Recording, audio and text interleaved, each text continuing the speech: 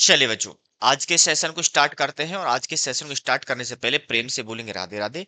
और चलिए, हमने बेसिकली इंटरनल रिकंस्ट्रक्शन नाम का टॉपिक स्टार्ट किया था। मैंने थ्योरेटिकल और कुछ हद तक एक क्वेश्चन को आपको उसको समझाने की कोशिश की थी और शायद वो सवाल आपके समझ में आ भी गया होगा। नहीं आया है तो वैसे मैंने वो क्वेश्चन आपके लिए होमवर्क में दिया था। मैंने किसी को प्रॉब्लम आए तो मुझसे पूछ सकते हो, बट किसी ने शायद मेरे पास कोई रिप्लाई नहीं आया इस चीज का। तो या तो ये माना जाएगा कि सबको सब कुछ आता है, या फिर ऐसा लगता है कि उनको जरूरत है कि इस क्वेश्चन को सर सोल्व करवाया जाए, क्योंकि एक क्वेश्चन बेस का देना बहुत जरूरी था। ऐसे मेरे पास करीबन 25 से 30 क्वेश्चन है जो कि इंटरनल रिकंस्ट्रक्शन से बिलोंग्स हैं, यानी कि वो यही की बात करेंगे। ठीक है, तो वो हमारा रेगुलर का पार्ट है। बेसिकली आपको एक अंडरस्टैंडिंग मिलेगी, प्रैक्टिस आपको करना है, क्योंकि यदि सारे 15 से 20 क्वेश्चन में आपको यहाँ करवाने लग गया तो डेफिनेटली बहुत सारी चीजों की बहुत सारे जो टॉपिक्स है वो हमारे रह जाएंगे, क्योंकि हमें इस सब्जेक्ट को कोशिश करना है कि आने वाले 10 मई तक इसको खत्म करना, जिससे आपको आराम से 10 मई के बाद जो आपके पास क्वेरी हैं, कुछ और चीजें हैं, जो उनको एक्स्ट्रा टाइम आपको एक्स्ट्रा टॉपिक या एक्स्ट्रा चीजों को कवर कराने पर फोकस कर सकें। चलिए, आइए, तो अब हम बात करने वाले हैं इसकी, भैया कि है क्या। इसको क्या हो गया।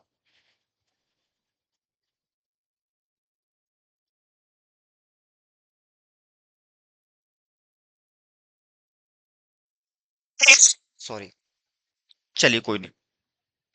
आगे हमसे एक हमारा सवाल बोलता, भैया देखो, जो प्रेफरेंस शेयर है उनको हमने कन्वर्ट कर दिया है 12% डिवेंचर में, 100 ईच है, रिगार्ड विद 70% ड्यूज। यानी कि क्या बोला गया कि जो आपके पास प्रेफरेंस शेयर कैपिटल है प्लस जो आपके पास आउटस्टैंडिंग डिविडेंड है, उन दोनों को मिला दो और दोनों का जो 70% बनता है उसके बदले में आप 12% डिवेंचर दे दो। पहले सवाल तो ये हो गया। आगे सवाल क्या बोलता है और क्या करना है। For the balance equity share of 50 paid up would be issue, आपको क्या करना है, बाकी के आप 50 रुपए की क्या कर दो बेटा, 50 रुपए के हिसाब से, 50 रुपए पेड अप के हिसाब से आप क्या कर दो, उनको इक्विटी शेयर इशू कर दो, कोई प्रॉब्लम नहीं है। Authorise capital of the company permitted the issue of additional shares, आपको क्या करना है, authorise capital of the company permitted the issue of additional share. यानी कि आपको अथोराइज कैपिटल जो है वो आपको, यानी ऐसा समझ लो इस बात के बारे में कि आपको एसआर और आपने अथोराइज या आर्टिकल में दोनों में परमिट कर रखा कि यदि आपकी अथोराइज कैपिटल से बियॉन्ड आपकी कैपिटल जाती है तो ये मान लो कि आपको ऊपर से अप्रूवल मिल जाएगा। यानी कि ये मान के चलोगे कि आपने एसआर पास कर लिया है और आपने उसके रेस्पेक्ट में आपने मेमोरेंडम को भी अपडेट कर दिया है, क्योंकि आपकी अथोराइज कैपिटल से ज्यादा इशूड कैपिटल नहीं हो सकती ना, इसी के रेस्पेक्ट में इसने बोला है। आगे बोला equity shares would reduce the share of 50, क्योंकि यहाँ पर देखो इसने ये लाइन जो है ना वो इंटरलिंक है मेरे बच्चे, ये लाइन इंटरलिंक है। वो कह रहा है कि आपका जो 30% बचता है, 70% की डिवेंचर दे दिए, अब आपका 30% जो शेयर बचता है उसके आपको इक्विटी इशू करने, बट याद रखना उनकी पेड अप वैल्यू कितनी ऊंची है, 50 का। ऊपर देखिए, क्योंकि 50 इसलिए रखा गया है क्योंकि इक्विटी शेयर की बेसिकली वैल्यू कितनी है बेटा, 100 रुपीज है, बट नीचे उसने रिड्यूस कर दिया है कितने, तो बताओ, 50 रुपए तक। ठीक है, इसलिए उसने उसको लिंक करके चला है। Since goodwill has no value the same is the write off the fully, बोला भैया जो ऊपर गुडविल दिखा रखी है वो गुडविल कोई काम की नहीं है, उसकी वैल्यू लेस है, उसका पार्ट हटा दो, राइट ऑफ कर दो। नीचे लिखा हो market value of investment are to be reflected at 60,000, जो आपके इन्वेस्टमेंट है आज 60,000 पर आपको रखने हैं, ये कैरिंग अमाउंट मान लीजिएगा आप। तो बैलेंस शीट में देखना पड़ेगा कितना आपका फायदा हो रहा है, कितना आपका नुकसान हो रहा है। फायदा हो रहा है तो आपको जो आपका कैपिटल रिडक्शन अकाउंट है या रिकंस्ट्रक्शन जो अकाउंट है उसको डेबिट करना पड़ेगा, और फायदा हुआ है तो आपको क्रेडिट करना पड़ेगा। क्लियर है। आगे लिखा ऑब्सोल्यूट आइटम इन स्टॉक, कुछ ऐसे हमारे पास ऐसे स्टॉक थे जो कि बेकार थे, उनको हमने 75,000 वैल्यू थी उनके राइट ऑफ कर दिया। Bad debts to be extend of 5% of the total, total है मेरे बच्चे, टोटल है ये, total debtors would be provided for fixed asset to be write down by 180 के हिसाब से। बोला डेटर पर 5% से आपको क्या बनाना है बेटा, आपको प्रोविजन बनाना है, फिक्स्ड एसेट्स को 180 से डायरेक्टली आपको रिड्यूस करना है। Company carried on trading for आपके पास 6 month up to 30 September 2017 and met at the net profit of the, इतने इतने का है, डेप्रिसिएशन हमने हटा दिया है एडिशनल के साथ में, on the revised value of the fixed assets the half yearly working resulted in the increase of sundry debtors भाई इतना इतना इतना। इनकी इन्फॉर्मेशन मैं बाद में करूंगा, ठीक है ना। इस लास्ट पैराग्राफ को मेरे बच्चे लास्ट में डील करूंगा, अभी मैं बात ऊपर की कर लेता हूं हमारे पास क्या लिखा हुआ है। चलिए, मैंने आपको इंटरनल रिकंस्ट्रक्शन के अंदर सिंपल सिंपल सी एंट्रियां बता रखी थी, आपको देखना पड़ेगा कि आपको फायदा हुआ है नुकसान हुआ है। फायदा हुआ है तो इसका मतलब आपको कैपिटल रिडक्शन या कैपिटल रिकंस्ट्रक्शन अकाउंट का आपका क्रिएशन होगा, और वहीं पर नुकसान हुआ है तो आपको कैपिटल रिकंस्ट्रक्शन या कैपिटल रिडक्शन अकाउंट को डेबिट करना पड़ेगा। क्लियर है कहानी? चलिए, प्रॉफिट लॉस को पी&एल में नहीं लेके जाओगे, सिंपल सा आप लेके जाओगे कैपिटल रिडक्शन या कैपिटल रिकंस्ट्रक्शन अकाउंट, दोनों में से कोई भी ओपन आप कर सकते हो, कोई प्रॉब्लम वाली बात नहीं है। अब यह सवाल ये आता है, जो कैपिटल रिडक्शन कैपिटल रिकंस्ट्रक्शन है उन चीजों के लिए तो आसान है जो बैलेंस शीट में दिखा रखी है, लेकिन ऐसे आइटम जो बैलेंस शीट में है ही नहीं है, फिर भी आपको रिफ्लेक्ट करना है, फिर भी आपको उनका इंपैक्ट डालना है, तो उस केस के अंदर आपको क्या करना होगा वो देखना पड़ेगा। चलिए फटाफट से आइए सॉल्यूशन की तरफ, सॉल्यूशन हमारा क्या बोलता है हम उसकी चर्चा करते हैं। देखो मेरे बच्चे, यहां पर मैं ले रहा हूं बेटा, कौन सा क्वेश्चन है बताओ? क्वेश्चन नंबर है आपका 7। ये ओनली फॉर एग्जाम पर्पज की ली थी मैंने सीट। क्वेश्चन नंबर है 7। क्वेश्चन नंबर 7 देखिए क्या बोल रहा है। क्वेश्चन नंबर 7 बोल रहा है कि आपको पहले एंट्री क्या डालनी, मैं यहां लिख दूं अकाउंटिंग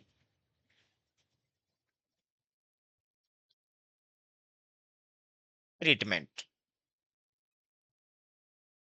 मैं मेरे बच्चे यहां पर वर्किंग भी लेके चल रहा हूं साथ में ना, यहां मैं वर्किंग लेके चलूंगा।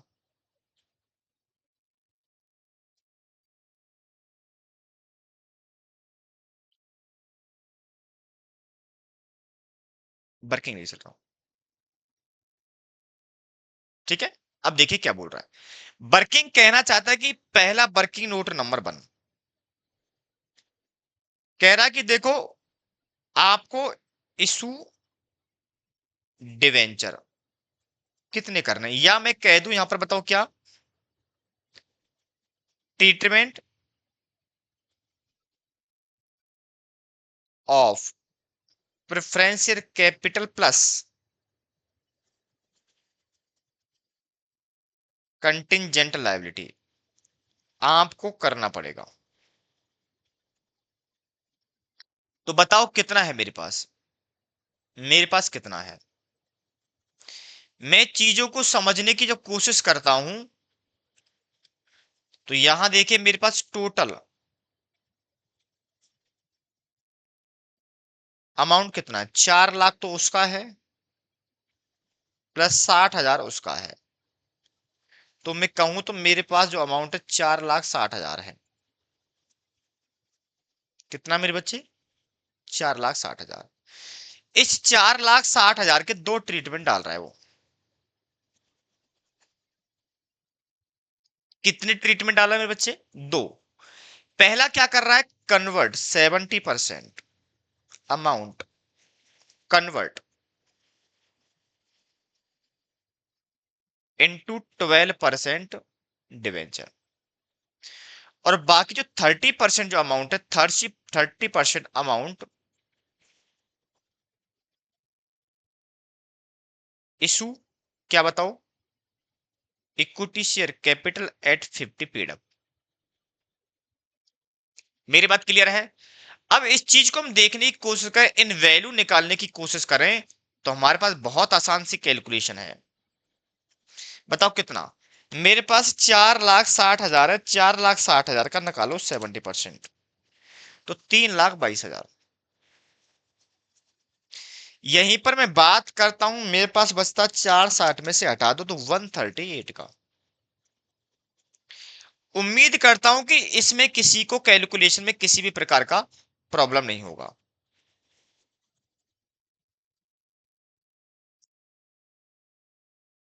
देख लो किसी को इशू है तो, और इशू नहीं है तो कोई दिक्कत है ही नहीं। आप बताओ, किसी को कोई इशू है? इशू है तो बोल सकते हैं, कोई प्रॉब्लम वाली बात नहीं, दोनों की पे। अब इसी चीज को हम थोड़ा एंट्री के फॉर्म में डाल देते हैं। मैं बेसिकली एंट्री से पहले कुछ चीज आपको समझाना चाहता हूं। आपके पास अमाउंट किस बात का है, चलिए पहले एंट्री बड़े ध्यान से देखने मेरे बच्चे हैं, बड़े ध्यान से, गलती मत करना। फॉर, या मैं इसको नरेशन हटाता हूं, यहां पे क्या करूं बताओ, आपको इस बात के बारे में पता है कि हम जो बात कहने वाले हैं, जो आपका प्रेफरेंशियल कैपिटल है, वो प्रेफरेंशियल कैपिटल अभी भी हमारे पास रिकॉर्डेड नहीं है, यानी कि बुक्स ऑफ अकाउंट्स में रिकॉर्ड नहीं किया जा सकता उसको, यानी कि रिकॉर्ड नहीं हो रखा है वो, क्योंकि वो क्या है, कंटीजेंट लायबिलिटी है। और कंटीजेंट लायबिलिटी कैसे जाती है, एज ए डिस्क्लोजर दिखाई जाती है, उसका बुक्स ऑफ अकाउंट में बैलेंस शीट में एज ए लायबिलिटी वो नहीं है। अब चीज को देखिए हम क्या कहने की कोशिश कर रहे हैं, आपकी क्योंकि लायबिलिटी बढ़ गई है, बोलो ना बच्चे, आपकी लायबिलिटी बढ़ी नहीं बढ़ी है, लायबिलिटी बढ़ी है, और जब लायबिलिटी बढ़ी है तो इसका मतलब आपका रिजर्व कम होगा, तो यानी कि लायबिलिटी क्रिएट होगी, तो मैं कह दूं टू डिविडेंड पेबल, कितने से, 60,000 से। और यहां पर बताओ एंट्री में क्या डालोगे, कैपिटल रिडक्शन, क्योंकि आपका फंडामेंटल एक ही बात बोलता है, यदि आपकी लायबिलिटी बढ़ी है तो कैपिटल रिडक्शन को डेबिट करना पड़ेगा, और लायबिलिटी घटी है तो यानी कि फायदा हो गया तो कैपिटल रिडक्शन को क्रेडिट करना पड़ेगा। पहली एंट्री जो आपके स्टडी मैट में दे रखी है उस बात को थोड़ा सा आपको साइड में रखना पड़ेगा, जैसे हमारे पास आंसर में दे रखा आप वैसे मत कीजिएगा, क्योंकि जो आंसर शीट इंस्टीट्यूट ने दी है वो उन्होंने प्रॉपर तरीके से सेट करके दिया, नेट ऑफ में करके दिया, तो आपको चीजों को समझना पड़ेगा। आप एंट्री वो भी डाल सकते हो, इशू नहीं है, लेकिन क्योंकि आपको एंट्री रटनी नहीं है, फंडामेंटल को समझना पड़ेगा, इसलिए इस चीज को एक एक एलिमेंट को आप सेपरेट सेपरेट तरीके से समझना हमें जरूरी है। ठीक है, चलिए, तो कैपिटल रिडक्शन अकाउंट डेबिट तो हमारे पास हो गया ये, तो दूसरा बताओ क्या होगा। दूसरा हमारे पास ये है कि हमें अब क्या करना पड़ेगा कि प्रेफरेंशियल कैपिटल जो हमारे पास दे रखी है, वो प्रेफरेंशियल कैपिटल को कैंसिल करना पड़ेगा, और हमें कहां डालना पड़ेगा बताओ, कहां डालना पड़ेगा, हमें डालना पड़ेगा डिवेंचर और कैपिटल में। तो मैं सेकंड एंट्री मेरे बच्चे डाल रहा हूं, बताओ क्या मैं लिख दूं, being liability increase, liability increase हो गई है। सेकंड एंट्री बताओ क्या डालोगे, सर सेकंड सिंपल है, जो डिविडेंड पेबल है, डिविडेंड पेबल है एक तो, अकाउंट डेबिट कितने से मेरे बच्चे, 60,000, ये लायबिलिटी को अब क्या करना पड़ेगा, अब ये लायबिलिटी नहीं रहेगी, इस लायबिलिटी के बदले में कुछ के डिवेंचर कन्वर्ट करने पड़ेंगे, और कुछ के लिए आपको इक्विटी शेयर देने पड़ जाएंगे। मेरी बात क्लियर है, आपको दिमाग में क्लियर समझ में आ जाना चाहिए मैं क्या कहने की कोशिश कर रहा हूं। मैं सिंपल सिंपल से बोल रहा हूं मेरे बच्चे, कि आपके पास इस लायबिलिटी के दो पार्ट हो जाने हैं। अब दो पार्ट का मतलब है इसका 70% डिवेंचर में चला जाएगा, और वहीं पर जो 60%, सॉरी जो 30% है, वो आपके बदले में क्या दे देगा, इक्विटी दे देगा। मेरी बात क्लियर है, ये बात क्लियर होनी बहुत जरूरी है। चलिए, तो अब इसके अलावा आपके इसके साथ प्रेफरेंशियल कैपिटल भी है, तो मैंने कर दिया प्रेफरेंशियल कैपिटल, ये भी हटाना पड़ेगा आपको। अकाउंट डेबिट कितने से मेरे बच्चे, 4 लाख से, और टू, इसके बदले में आप कुछ तो दे दोगे क्या बेटा, 12% डिवेंचर, और टू कुछ दे दोगे मेरे बच्चे वहां पर, बताओ क्या, क्या दे दोगे, इक्विटी शेयर कैपिटल। बताओ कितने कितने की दोगे, बायफरकेशन नीचे क्लियर कट लिखा हुआ है आपके सामने, भैया 3,22,000 यहां जाएगा, 1,38,000 यहां जाएगा। किसी के दिमाग में कोई सवाल है बता दो, बोलो। पहले में लायबिलिटी क्रिएट की, उस लायबिलिटी को फिर कन्वर्ट कर दिया डिवेंचर्स के अंदर, इक्विटी के अंदर। अब इंस्टीट्यूट ने एंट्री क्या डाल रखी है, एंट्री क्या डाल रखी है, पहले उसने क्या किया, प्रेफरेंशियल कैपिटल को कन्वर्ट कर उसको ट्रांसफर कर दिया प्रेफरेंशियल होल्डर को, और फिर प्रेफरेंशियल होल्डर को इशू कर दिए क्या, इक्विटी शेयर और डिवेंचर। दोनों की बात बराबर है, प्रॉब्लम किसी में नहीं है, आप दोनों एंट्री के साथ चल सकते हो। वहां पर एक ही एंट्री से काम चलाया है, यहां पर मैं चाहता तो यहां पर इस प्रेफरेंशियल कैपिटल को पहले कन्वर्ट कर देता, या पहले किसको ड्यू करता, मैं प्रेफरेंशियल होल्डर के नाम से ड्यू कर देता दोनों चीज को, यानी कि उसके क्या बोलते हैं अपन लोग, क्या बोलते हैं अपन लोग, यानी कि डिविडेंड और साथ के साथ प्रेफरेंशियल कैपिटल दोनों को मैं ड्यू कर देता प्रेफरेंशियल होल्डर को, और फिर प्रेफरेंशियल होल्डर को एज ए सेटलमेंट में मैं क्या दे देता, डिवेंचर और इक्विटी, दोनों के तरीके सही में है, कोई प्रॉब्लम नहीं, यहां पर भी आपको कोई प्रॉब्लम वाली बात नहीं है, क्योंकि अल्टीमेटली मुझे प्रेफरेंशियल कैपिटल को अकाउंट को क्लोज करना है, और उसके जगह दो नए अकाउंट क्रिएट करने हैं। सिमिलर वहां पर एक लायबिलिटी को खत्म करना मुझे, और उससे एक नया अकाउंट क्रिएट करना है, क्या, आपके डिवेंचर और आपके इक्विटी बढ़ जाएंगे। यहां तक किसी के दिमाग में सवाल हो बता दो फटाफट से मेरे बच्चे, ये एंट्री यहां तक समझ में आ गई होगी, उम्मीद करता हूं मैं आपसे।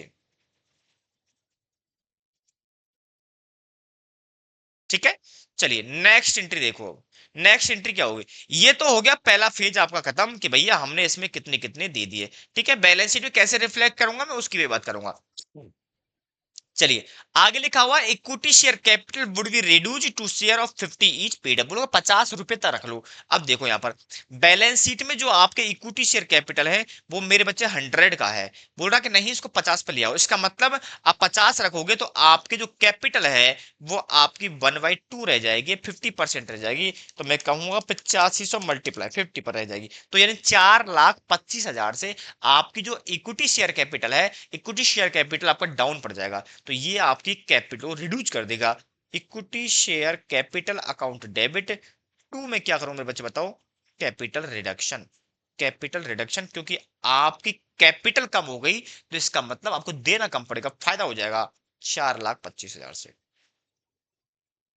इसमें कोई दिक्कत है? क्योंकि बैलेंस शीट में आपने दिखा रखी है 8,50,000 से, उसको आधा करना है क्योंकि 100 पर है वो, आपको उसको 50 पर लाना है, तो इसका मतलब आपके कैपिटल का अमाउंट भी आधा हो जाएगा। ठीक है, चलिए इसके अलावा नेक्स्ट एंट्री बताओ क्या है? नेक्स्ट एंट्री में क्या बोल रहा है आपसे? आपसे बोल रहा है कि जो बुक्स में गुडविल है उसकी वैल्यू 0 हो चुकी है। इसका मतलब आपकी बुक्स में जो गुडविल दिखा रखी है वो रिफ्लेक्ट कर रही है 1 लाख से, यानी कि 11,80,000 में 1 लाख गुडविल इन्वॉल्व है, उसको बाहर निकाल दो। आपकी गुडविल यानी कि असेट्स कम हो गई तो आपका नुकसान हो गया एक तरीके का। जब नुकसान हो गया तो इसका मतलब कहां जाएगा बताओ? रिडक्शन में। तो एंट्री बताओ क्या डालोगे? टू कर दोगे गुडविल 1 लाख से, इसके साथ कैपिटल रिडक्शन को कर दोगे डेबिट, अकाउंट डेबिट, और ये हो गई एंट्री। यहाँ पे नरेशन लिखते रहना, कोई प्रॉब्लम नहीं, मैं अब आगे बढ़ता हुआ चल रहा हूँ। ठीक है, आगे देखिए आगे क्या है, ये भी हो गया आपके पास। आगे क्वेश्चन क्या बोला? Market value of investment are to be reflected at 60,000। 60,000 पर है आज मार्केट में, तो पहले से 40,000 है, तो 20 से बढ़ गया, तो बढ़ गया तो आपका फायदा हो गया, और फायदा हो गया तो इसका मतलब इन्वेस्टमेंट बढ़ जाएंगे। तो इन्वेस्टमेंट अकाउंट डेबिट, और टू कर दोगे क्या? Capital reduction. फायदा यानी कि क्रेडिट, कितने का मेरे बच्चे? 20,000 से। क्लियर है? आगे फिर देखो क्वेश्चन को, मैंने बेसिकली उस दिन ओवरव्यू तो दे दिया था आपके लिए, लेकिन फिर भी आप इसको यहां पर समझ सकते हो। चलिए, ऑब्सोल्यूट आइटम्स इन स्टॉक 75,000, ये हटाना पड़ेगा, राइट ऑफ करना है, तो इसका मतलब आपका जो स्टॉक है वो डालना पड़ेगा। तो टू स्टॉक कम हो जाएगा आपका, कितने से बताओ? स्टॉक अकाउंट 75,000 डाउन हो जाएगा, तो यहां जाएगा capital reduction account. Capital reduction account कितने का? 75,000 का। ठीक है, अब आगे आ जाओ। आगे क्या बोल रहा है? Bad debts to extent of 5% of the total debtors would be provided for. या तो ऐसा करो डेटर को कम कर दो, या फिर एक लायबिलिटी क्रिएट कर दो, बात दोनों की बराबर है। तो मैं यहां पर करूंगा डेटर। आप कोई दिक्कत नहीं है, प्रोविजन फॉर बेड डेट्स लिख दो, डेटर्स। ठीक है, डेटर्स हैं आपके कितने के बताओ? Capital reduction, capital reduction account debit to debtor.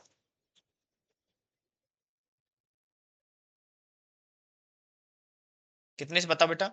आपके पास डेटर्स कितने दिखा रहे हैं? टोटल पर लेने हैं आपको, और टोटल जो डेटर्स हैं वो 1,50,000 का 5%, 1,50,000 का 5% कितना हो गया? 7,500। 7,500। आगे की एंट्री देख लो, आगे की एंट्री और क्या बोलना चाहते हैं आपसे?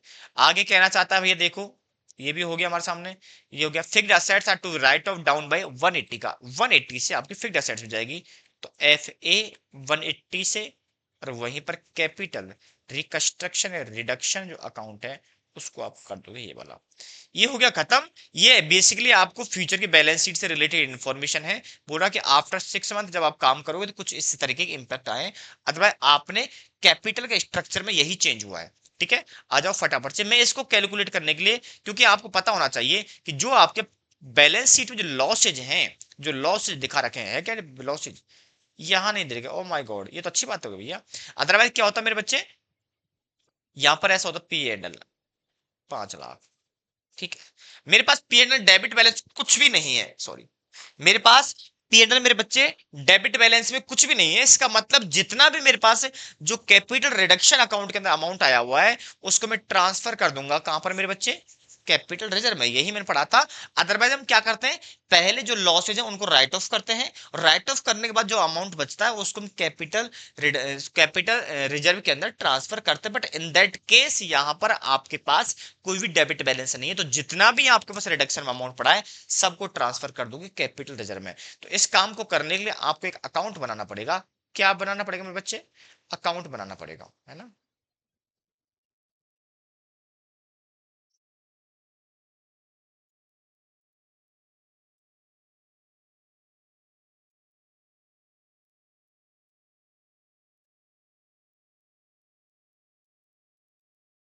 चलिए, मैं मेरे बच्चे कैपिटल रिडक्शन अकाउंट बना रहा हूं, ये आपको हमेशा बनाना है, ठीक है ना।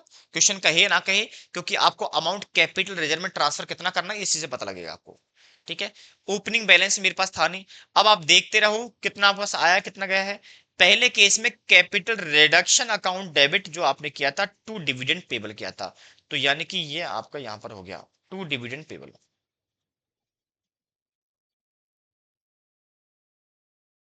60,000 से। इसके बाद आपका यहां पर हो गया, यहां पर फिर रिडक्शन स्टार्ट हुआ है, तो आएगा कोई बाई में इक्विटी शेयर कैपिटल कितने का, 4,25,000 का। इसके बाद कैपिटल रिडक्शन है टू गुडविल में जाएगा, कितने का, 1 लाख का। सिमिलर आपका यहां पर इन्वेस्टमेंट में है तो बाई इन्वेस्टमेंट जाएगा, कितने का है, 20,000 का। इसमें भी कोई प्रॉब्लम नहीं है। इसके साथ capital reduction account debit to stock है, तो टू स्टॉक में आएगा, 75 का टू डेटर्स में भी आएगा, 7,500 का टू फिक्स्ड असेट्स में आएगा, 1,80,000।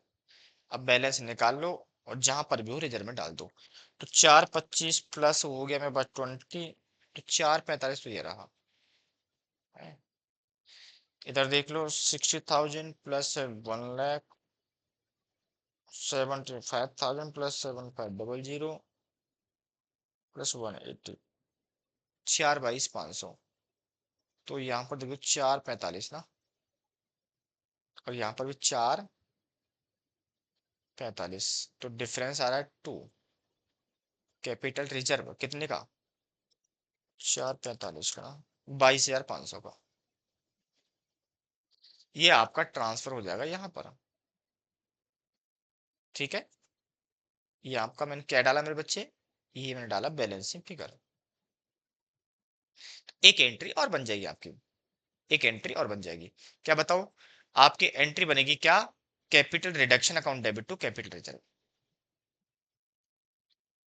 Capital reduction account debit to capital reserve. Otherwise क्या होता, पहले हम क्या करते मेरे बच्चे, वो ट्रांसफर करते, और देन वो सेकेंड एंट्री की हम बात कर रहे होते, ठीक है। कितने का, 22,500 का। ये आपकी एंट्रीज हो गई खत्म, इस क्वेश्चन की मैं बात करता हूँ। लेकिन कुछ फिगर की मैं बैलेंस शीट की भी बात करूंगा, कुछ फिगर्स की बैलेंस शीट वाले की भी मैं बात करूंगा कि बैलेंस शीट में कितना कितना कौन सा फिगर जाएगा। बेसिकली आप फंडामेंटल की बात करोगे तो फंडामेंटल बेहद आसान है आपका। हम बैलेंस शीट कितना आइटम कितना करना जाएगा, ये बेसिकली आपका इसमें से कोई प्रॉब्लम है नहीं है, ये आपके सामने देख चेक करना बहुत आसान काम है, ठीक है। फंडामेंटल की बात करोगे तो बहुत आसान काम है। जैसे मैं बात कर लेता हूँ क्या, मैं असेट साइड की ज्यादा बात करूंगा। असेट साइड में पहला देखो मेरे बच्चे पीपी, आप देखो ओपनिंग वैल्यू कितनी थी, प्लस देखो एडिशन कितना हुआ है, फिर देखो डिलीशन कितना हुआ है। जो वैल्यू आएगी वो बैलेंस शीट में जाएगी, that is carrying amount. Clear है, हर असेट्स का ये फंडा है।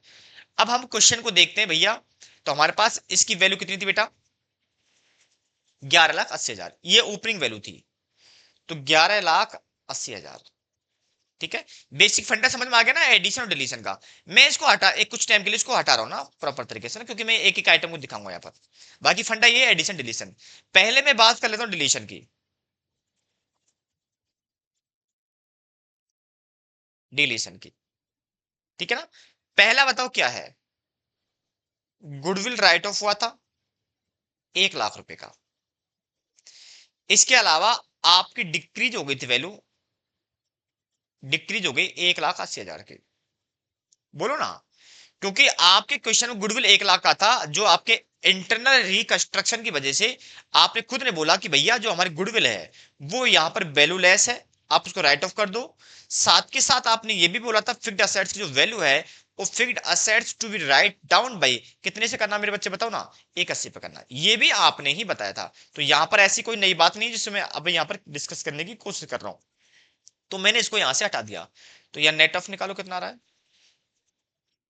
नेट ऑफ निकाला तो 2,80,000 में यहां से 11,80,000 में से हटा दूं तो कितना बचेगा, 9 लाख। ये मेरे पास बुक वैल्यू है। ये कब की वैल्यू है, 1 तारीख की। मेरी बात क्लियर है?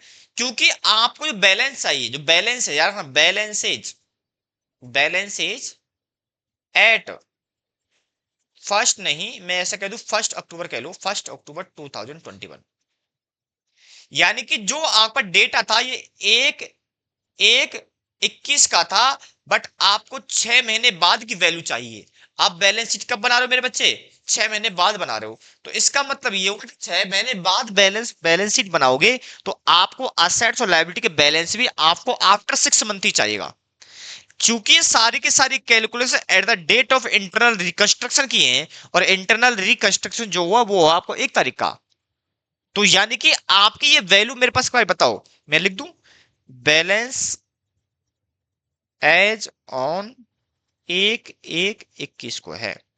बट आपको बैलेंस कब चाहिए बताओ, आपको चाहिए क्या, लेस करोगे यहां से डेप्रिसिएशन फॉर 6 मंथ का। तो बताओ 9 लाख पर आपको लगाना है 25%, और ये है आधे साल का, तो 1,12,500। कैसे निकाला मेरे बच्चे, 9 लाख, 9 लाख का 25% इंटू 6/12। ठीक है। अब मुझे बता दो ये जो बैलेंसेज हैं ये बैलेंस आएंगे एज ऑन एक सॉरी 10/21 को, कितना आ रहा है बेटे, 9 लाख। ये आएगा 7,87,500। क्या कुछ बड़ा है, बढ़ने घटने की इंफॉर्मेशन नीचे दे रखी है। बोला half yearly working in resulted in in an increase of sundry debtors by 80,000, stock by 70,000, cash by ये। बोला कि ये इंक्रीज हुए हैं, तो फिक्स्ड असेट्स की कोई भी इंफॉर्मेशन नहीं है, तो इसका मतलब हमारे पास यही बैलेंस हो जाएगा, यही बैलेंस कहलाएगा हमारा उसका। क्लियर है? तो यहां तक कोई दिक्कत नहीं होनी चाहिए। पीपी का बेसिकली मोटा था, अदरवाइज बाकी तो कोई प्रॉब्लम है नहीं है। मैं इसको यहां से हटा दूं क्या, हाँ ये तो काम का है नहीं है।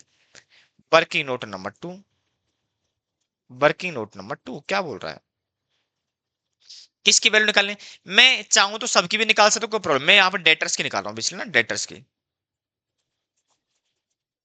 वही एडिशन डिलीशन रहेगा। बताओ ओपनिंग वैल्यू कितनी है मेरे बच्चे, ओपनिंग वैल्यू जो डेटर की दे रखी बुक्स के अंदर वो है 1,50,000, सबकी निकाल लेना, लास्ट निकाल रहा हूं बस मैं, 1,50,000। आपको याद है डिलीशन हुआ था, डिलीशन बोलो ना, डिलीशन में क्या हुआ था, एक तो हुआ था प्रोविजन, कितने का, 5%, 7,500 का। क्या कुछ डेटर में और कुछ भी हुआ है, बोलो, क्या डेटर में कुछ और हुआ है, नहीं, राइट ऑफ हुआ बेड डेट्स इतने कितने का, और डेटर वुड प्रोवाइड, ठीक है कोई दिक्कत नहीं और प्रॉब्लम नहीं है। आगे एडिशन हुआ है, क्या कुछ हुआ है एडिशन, एडिशन वो डेटर 80,000 से बढ़ाना है आपको, तो लो भैया इंक्रीज कितने से, 80,000 से, तो निकाल डालो कितना है, 1,50,000 minus, sorry sorry 1,50,000 minus 7,500 plus करना है 80,000 का, तो 2/22,500 का। नेट। ये बैलेंस शीट जब आप बनाओगे 1 अक्टूबर को, यानी कि 30 सितंबर को जब बनाओगे, 1 अक्टूबर बनाओगे, तो ये बैलेंस आपको जाएंगे। ऐसे ही सबके आपको बैलेंस निकाल रहे हैं, और अगर बैलेंस शीट पूछता है एग्जाम तो बैलेंस शीट बना देनी है, नहीं पूछता तो आप यहीं तक छोड़ दोगे, ओनली फॉर और ओनली फॉर ये लास्ट एंट्री बनाने तक। कौन सी वाली? कैपिटल रिजर्व वाली।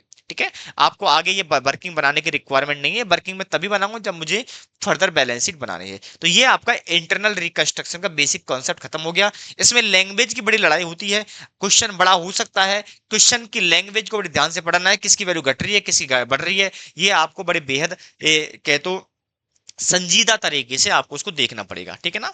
चलिए, तो मैं इस टॉपिक को यहीं से खत्म कर रहा हूं, क्योंकि इंटरनल रिकंस्ट्रक्शन की क्लास मैंने लास्ट डेफिनेटली 40 से 50 मिनट की लास्ट सेशन लिया था, लेकिन अब मैं क्योंकि इसमें एडिशन कराना है टॉपिक, क्योंकि मैंने बोला था कि 2 या 3 टॉपिक, इसके बाद एक सेशन और होगा कंसेप्ट प्लस उसका एग्जाम्पल, फिर उसके बाद में 110 उठाऊंगा। 110 को खत्म करने के बाद कंसेप्ट प्लस एग्जाम्पल के अलावा फिर मैं सीधे हम अपन आएंगे सीधे बाकी इंडेज पर, फिर उसके बाद पेपर उठाने वाले हैं। या ऐसा कर सकते हैं कि पहले इन 2 इंडेज को खत्म कर लेते हैं, कंसेप्ट प्लस आपका जो एग्जांपल से रिलेटेड टू कंसेप्ट क्लियरिटी के लिए, फिर देन उसके बाद सीधा हम इनसे रिलेटेड क्वेश्चन को सॉल्व करेंगे। अदरवाइज हम क्या करेंगे, सारे इंडेज खत्म कर लेते हैं, फिर एक साथ पूरे पेपरों को उठाएंगे, जिससे क्या होगा आपके पास आसान हो जाएगा, क्योंकि हमें बार बार उनमें से देखने की जरूरत नहीं पड़ेगी, ये क्वेश्चन यहाँ से आया, ये क्वेश्चन वहां से आया। ठीक है ना? अदरवाइज आपकी कंसेप्ट क्लियरिटी हो रही है आपके लिए, कोई प्रॉब्लम वाली बात है नहीं है। चलिए, इस चीज को हम थोड़ा सा आगे और बढ़ाने की कोशिश करते हैं, भैया करना क्या है। चलिए, अब जो टॉपिक लेने वाले हैं मेरे बच्चे, वो इसी के अंदर टॉपिक है, और अब हम बात करेंगे किसकी? अमालगमेशन की।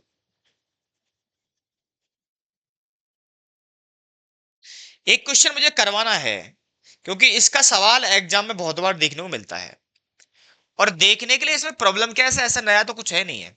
हम बात जब 103 की कर रहे होते तो बेसिकली 103 बोलता है फेयर वैल्यू मेजरमेंट की बात करते हैं, लेकिन जब हम अमालगमेशन की बात करते हैं तो वहां पर बुक वैल्यू का कंसेप्ट आता है। क्या आता है मेरे बच्चे? बुक वैल्यू का कंसेप्ट आ जाता है। ठीक है, तो यहां पर आपको देखना पड़ेगा कि आप क्या क्या करते हो, क्योंकि यहाँ पे इंटरेस्ट पूलिंग अप्रोच अप्लाई हो जाती है। इंटरेस्ट जब इंटरेस्ट पूलिंग इंटरेस्ट अप्रोच लगती है, वहां पर बुक वैल्यू का कंसेप्ट कहीं ना कहीं आता है। अमालगमेशन की बात करते हैं, बेसिकली यहाँ पर 3 तरीके के केस क्रिएट हो सकते हैं, उन तीनों के तीनों या दो दो जितने भी केस बनेंगे, मैं सारे सारे केस की बात करूंगा। पहला केस देखो क्या हुआ है, केस नंबर 1। एंट्रीज में एक बार ही बताऊंगा, एक ही क्वेश्चन कराऊंगा, इससे ज्यादा नहीं कराऊंगा, आपको एंट्रीज का पैटर्न पता लग जाएगा क्या चल रहा है। केस नंबर 1 में देखो क्या किया है, ये है ए लिमिटेड, एक है B limited.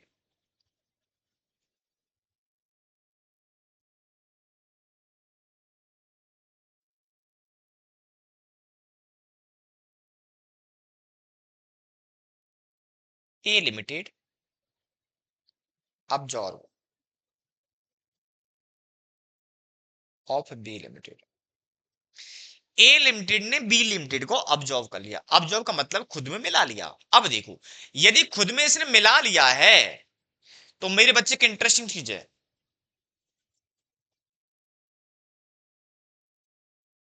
No more in the market.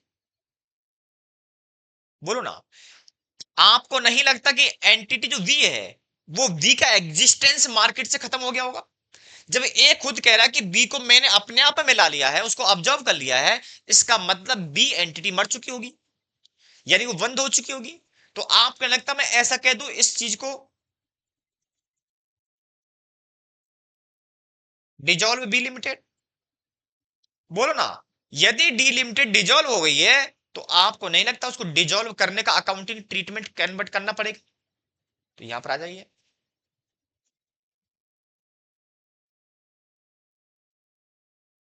Accounting for dissolution of A B limited by using equity method. आपको नहीं लगता उसको बंद कर देना चाहिए? बंद करना पड़ेगा, और जब बंद कर रहे हो तो उसकी भी एंट्री आपको डालनी पड़ेगी। बोलो ना, लिक्विडेट हो चुकी है, और जब लिक्विडेट हो चुकी है तो सामने वाले एंटिटी की आपको एंट्री भी डालनी पड़ेगी, जिससे उस ऑर्गेनाइजेशन को बंद किया जा सकता है। अब यहां देखो, आपको नहीं लगता इसने एक्विजिशन ऑफ बी लिमिटेड, बोलो ना। इसने बी लिमिटेड को एक्वायर किया होगा, बोलो। अरे बोलो भैया, आपको नहीं लगता इसने एक्वायर किया होगा?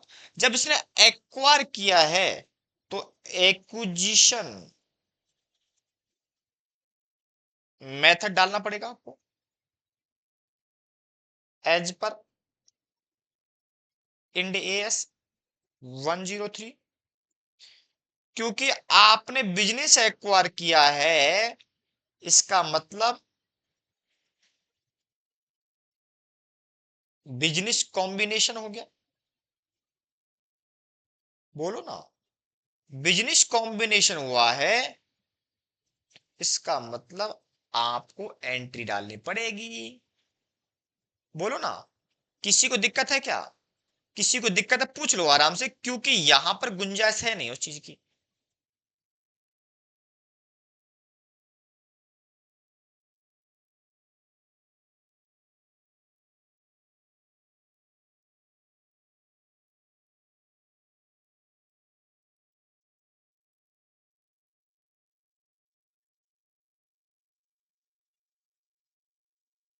चलिए, क्या हो रहा है मेरे से? मैं चाहता कुछ और हूं कुछ और रहा, बट ऐसा नहीं होना चाहिए। चलिए, मेरी बात क्लियर है आपको?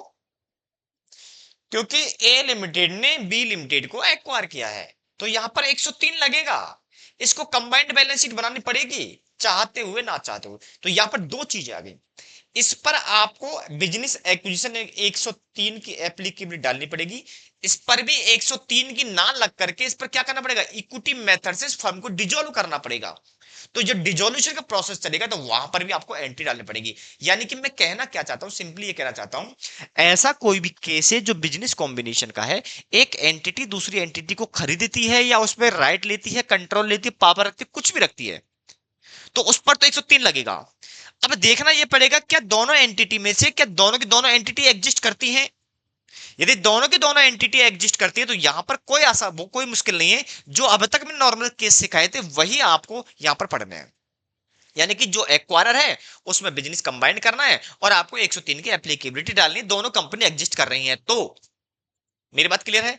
लेकिन या तो दोनों एंटिटी डिजोल्व हो गई, लिक्विडेट हो गई, या फिर दोनों में से कोई एक एंटिटी एग्जिस्ट नहीं कर पा रही है, एक एंटिटी लिक्विडेट हो गई और एक कंपनी अभी एग्जिस्ट कर रही है। तो ये केस जो दिख रहा है आपको वो वही वाला केस है। यहां पर एक एंटिटी आपको एग्जिस्ट कर रही है और एक एंटिटी डिजोल्व हो गई है, तो यानी कि आपको यहां पर भी एंट्री डालनी पड़ेगी और वहां पर भी एंट्री डालनी पड़ेगी। मेरी बात क्लियर है? तो यहां पर जो आप पढ़ के आए हो वो पूरे के पूरे प्रिंसिपल यहां पर लगेंगे। मेरी बात क्लियर है? और जो आप नहीं पढ़ा है मैंने भी वो यहां पर आएगा। एक केस तो ये हो गया। दूसरा केस सुनो, दूसरा केस सुनो। केस बी, ए लिमिटेड है, बी लिमिटेड है।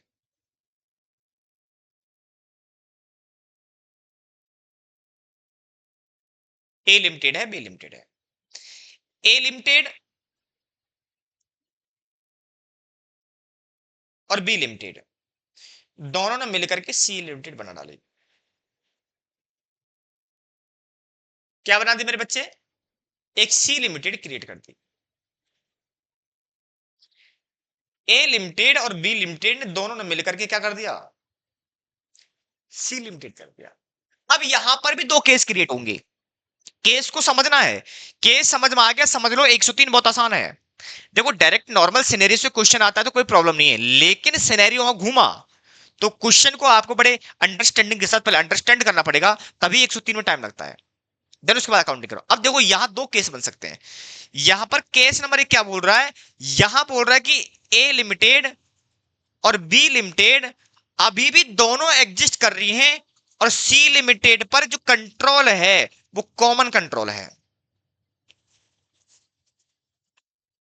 मेरी बात क्लियर है? तो यानी कि यहां पर अब कोई एंट्री नहीं होगी, ये एंट्री अभी भी एग्जिस्ट कर रही है, लेकिन क्योंकि सी के अंदर क्या हुआ है, सी ने ए लिमिटेड बी लिमिटेड को कंट्रोल लिया है। सी लिमिटेड क्या किया, अब दोनों एंटिटी को चला रहे हैं तो एक नई एंटिटी एग्जिस्ट हो जाएगी और यहां पर देखना पड़ेगा कॉमन कंट्रोल है क्या। तो यहां पर क्या होगा, पीसी पे करेगा। पीसी पे करेगा। यहां पर दो केस फिर बनेंगे, क्या क्या रिवर्स एक्विजिशन का केस है? बोला हो सकता है कंट्रोल बी के हाथ में आ जाए, तो यानी कि सी पर कंट्रोल किसका आ गया? बी लिमिटेड का आ गया।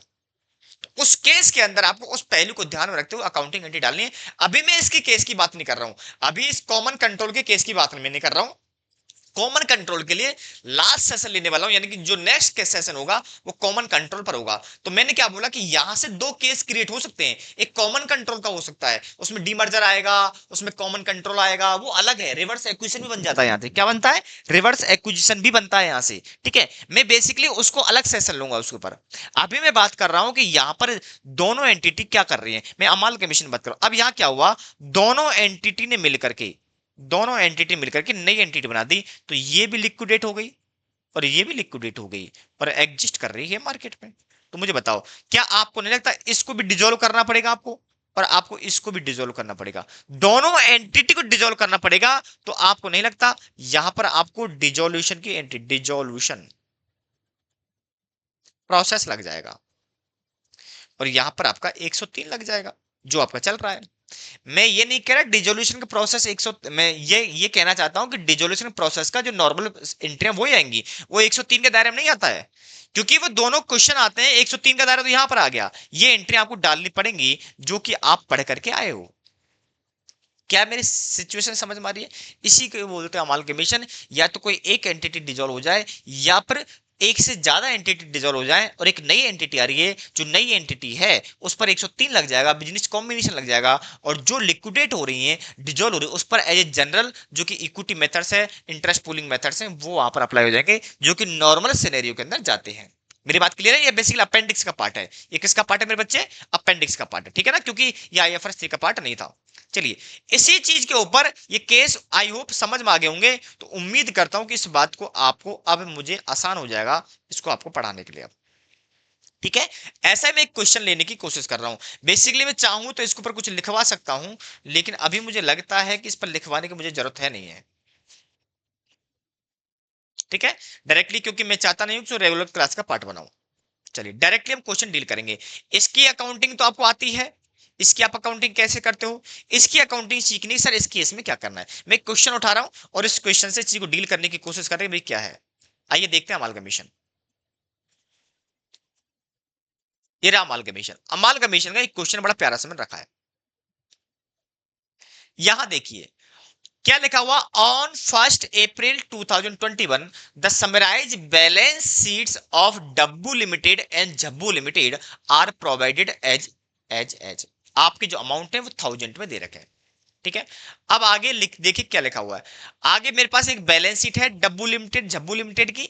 आगे क्या लिखा हुआ है, market price of equity share of Jhabbu limited and Dabbu limited. भैया दोनों की यहां पर मार्केट प्राइस आपको दे रखी है, एक की है 15 और एक के 16, respectively on the day.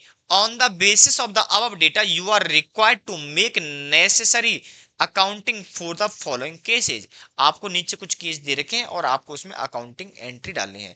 Jhabbu limited take over Dabbu limited, purchase consideration in settled by equity of 10,50,000 equity shares. Oh my god, case क्या बना दिया इसने। केस को देखना है बड़े प्यार से और क्वेश्चन को सॉल्व करना है।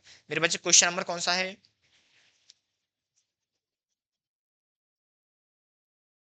Question number 6।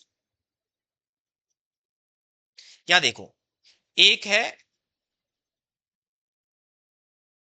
जब्बू लिमिटेड और एक है डब्बू लिमिटेड।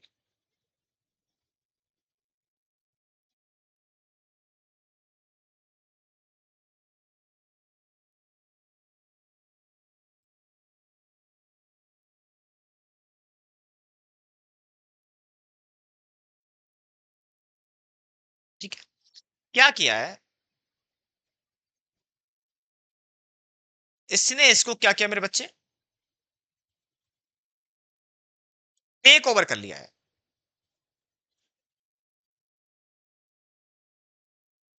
तो मुझे बता क्या करेगा।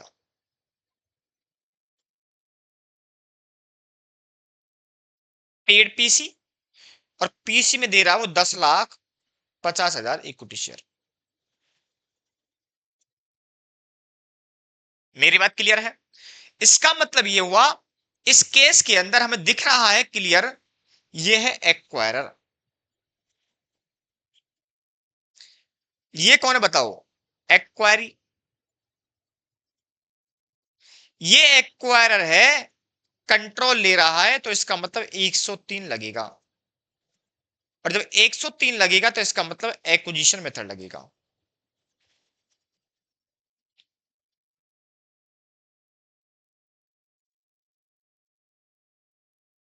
एक्विजिशन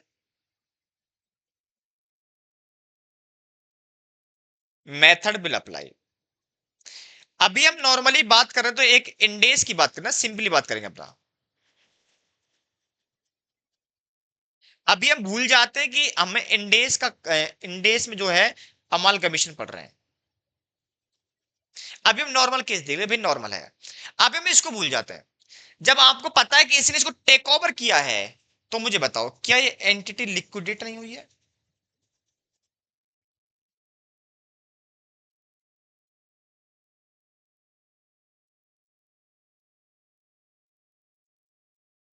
बोलो। आपको नहीं लगता डब्बू लिमिटेड लिमिटेड बंद हो गया है? बोलो ना। आपको नहीं लगता कि डब्बू लिमिटेड लिक्विडेट हो गया है? और यदि डब्बू लिमिटेड लिक्विडेट हो गया है, तो यहां पर आपका इक्विटी मेथड लगेगा। मेरी बात क्लियर है? यहां पर एक्विजिशन नहीं लगेगा। मैं दोनों एंटिटी को अलग अलग लेके चलाऊंगा, यानी कि हम नॉर्मल केस, एक क्वेश्चन हमने किया था, 100% सब्सिडी का केस था। यहां पर यदि 100% लेता, यदि Jhabbu limited 100% shares acquired of Dabbu limited, तो इस बात का बेहद याद रखना, यहां पर डब्बू लिमिटेड लिक्विडेट नहीं होती, दोनों एंटिटी एग्जिस्ट करती। क्योंकि यहां पर जब्बू लिमिटेड की जो डब्बू लिमिटेड है वो सब्सिडरी बनती 100%, ना कि वो टेक ओवर। मेरी बात है? यानी कि डब्बू लिमिटेड पर जब्बू लिमिटेड का कंट्रोल होता, उसने उसको अपने अपने ऑब्जॉर्व नहीं किया, उसने टेक ओवर नहीं किया उसको। मेरी बात क्लियर है? इसने क्या कर दिया, पूरी ऑर्गेनाइजेशन को ले लिया और अपने अंदर डाल दिया, और उसको कर दे बंद, उसका नाम ही खत्म कर दिया। अब जो फ्यूचर में कैरी कर रही है वो कर रही जब्बू लिमिटेड। मेरी बात क्लियर है? चलिए, ये केस समझ में आ गया हो तो यहां हम चलते हैं आगे। क्वेश्चन बोलता है मेरे बच्चे देखो, वो ये बोल रहा है आपसे, इसकी जो मार्केट प्राइस है, इसकी जो मार्केट प्राइस है वो शेयर की अलग अलग है। अब देखो क्या बोल रहा है, ये बोल रहा है कि भैया जब्बू लिमिटेड 16 है और वो 15 है। ये 16 है और ये 15। सर काम कहाँ आएगी? आएगी काम, बताऊंगा काम कहाँ आएगी। अभी इसको नोट कर लो बस, इतना हमने क्वेश्चन पढ़ा है। और बोल रहा है पीसी में 10,50,000 दे रहा है, बाकी कोई इन्फॉर्मेशन नहीं है भैया, आपका बैलेंस शीट अब देख लो, आपको क्या करना है, अकाउंटिंग ट्रीटमेंट डालना है। मैं सिंपली पहले लूंगा एक्वायरर को। मेरे बच्चे ध्यान सुनना ना, लिख देता हूं यहां पर, accounting treatment in the books of Jabbu limited. Jabbu limited यानी कि मैं कहूं तो एक्वायरर, लिख लो चाहे ब्रैकेट में आप।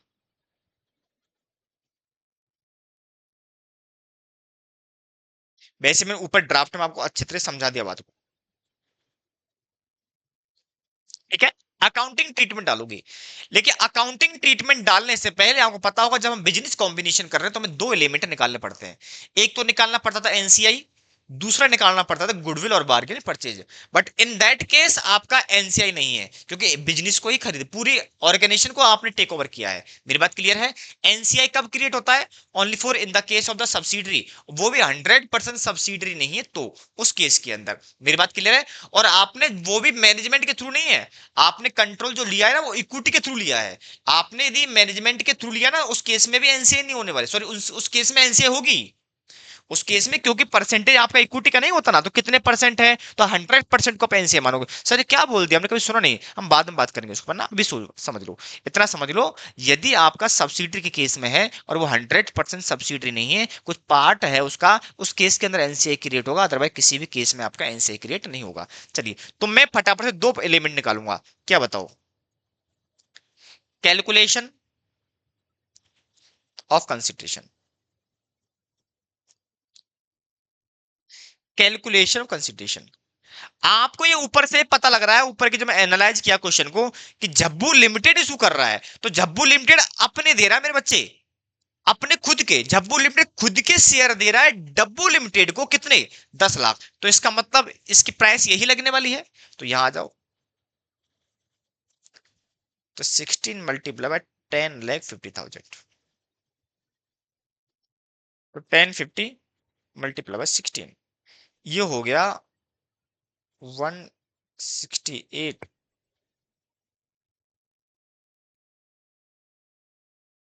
5।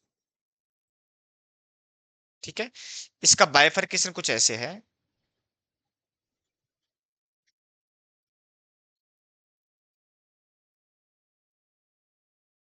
इक्विटी शेयर कैपिटल है,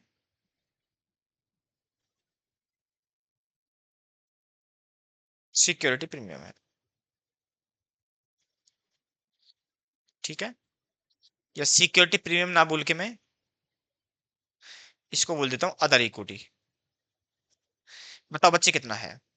सर हमने 10,50,000 दिए हैं, 10 है नॉमिनल वैल्यू, तो 1,05,00,000 तो हो गया ये वाला। चूंकि 10,50,000 हमने यहां दिया है, 6 रुपए है सिक्योरिटी प्रीमियम, तो 10,50,000 का 6, ये हो गया 63 लाख। ठीक है, point number 2, calculation of goodwill और गेन ऑन बार्गेन परचेज। कि भैया जो आप नेगोशिएट कर रहे हो उसकी क्या निकल के आया वो देख लो आप यहाँ से।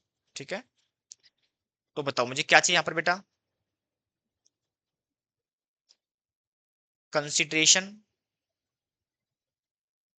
पेड, वो दिख रखा है 16,800। मैं इसको अमाउंट को सब इन थाउजेंड ले रहा हूं। ठीक है, अमाउंट इन थाउजेंड है, लेस में कर दूंगा fair value of net assets of Dabbu limited. याद रखना चीजें बड़ी इंपॉर्टेंट है, डब्बू लिमिटेड बात कर रहा हूं।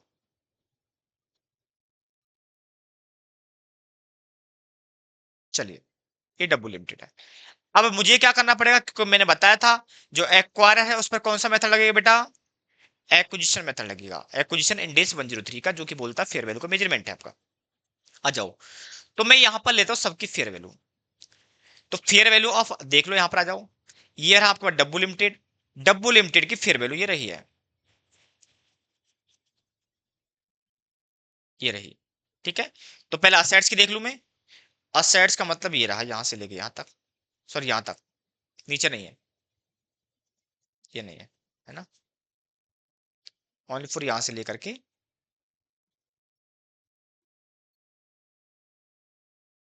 यहां तक। चलिए, पीपी,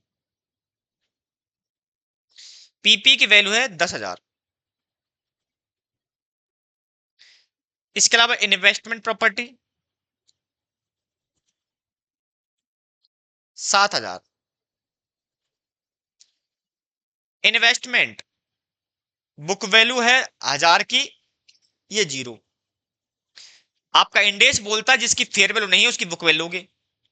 तो इन्वेस्टमेंट प्रॉपर्टी तो ये था, और इन्वेस्टमेंट ये था। कितना था इन्वेस्टमेंट बेटा, 1,000 का। इसके अलावा करंट एसेट्स भी है, करंट एसेट दे रखी 3,200 की। तो बताओ कितना हो गया, ये हो गया मेरे पास 21,200। यहीं से तुम लेस कर दोगे, यहीं से तुम लेस कर दो क्या,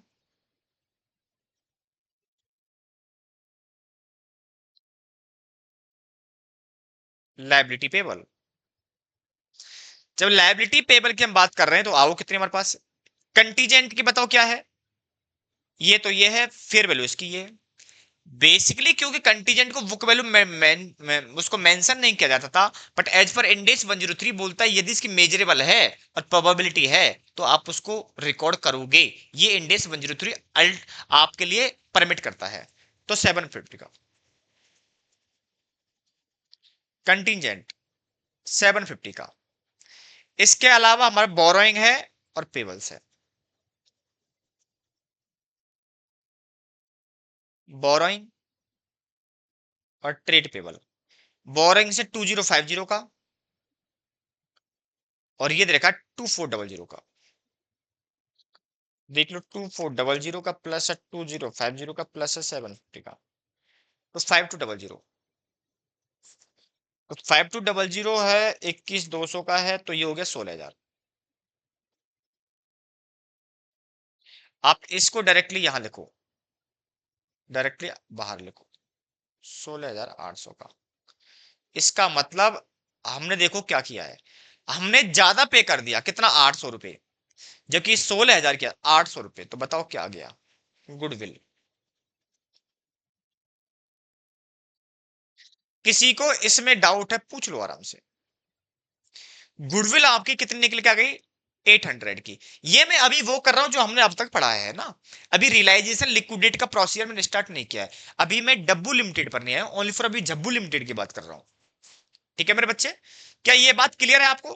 क्वेश्चन थोड़ा बड़ा है, लेकिन इसको समझना बेहद जरूरी है, क्योंकि एग्जाम में ऐसे क्वेश्चन बहुत बार पूछे गए हैं जहां पर आपका एक एंटिटी बंद हो जाती है और एक एंटिटी अभी भी कंटिन्यू कर रही है।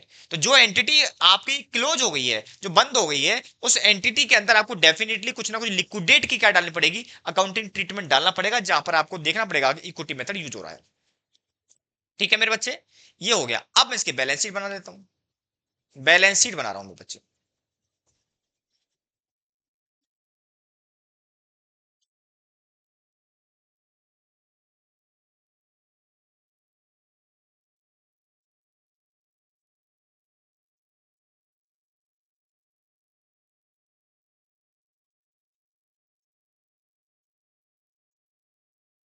चलिए ये क्या बना रहा है, balance sheet.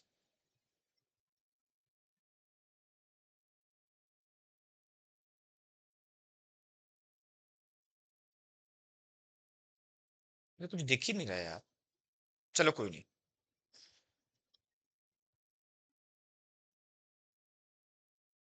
Balance sheet of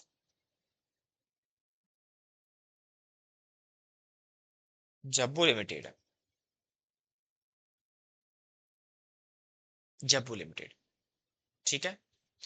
चलिए मैं पहले लूंगा पीपी। पीपी, आ जाओ। आपको वापस से मैं एक बार सिनेरियो याद दिला देता हूं। 103 में हम क्या करते हैं, 103 के अंदर यहां है एक जब्बू लिमिटेड, एक है डब्बू लिमिटेड, ठीक है ना। इसने इसको एक्वायर किया है, तो ये है एक्वायरर, ये है एक्वायरी। तो इसकी लूंगा बुक वैल्यू और इसकी लूंगा फेयर वैल्यू। ठीक है, ये याद रख चलना। चलिए, तो पीपी देखो, मैं पीपी दे रहा हूं।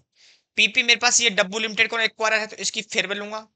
तो मेरे पास तो ये है ये असेट्स है ना, यहां से लेके यहां तक ये असेट्स है। ठीक है, तो मैं असेट्स की बात कर रहा हूं। चलिए, तो देखो मैं यहां की बात करूं, मैं जब्बू लिमिटेड की बात करूं, तो ये एज इट इज आएंगे विदाउट चेंज। बट यहां पर ही आएंगे, यहां पर ही आएंगे, और यहां पर आएगी बुक वैल्यू। ठीक है, तो मेरे लिए पीपी ये 10,000 है और ये 12,000 है।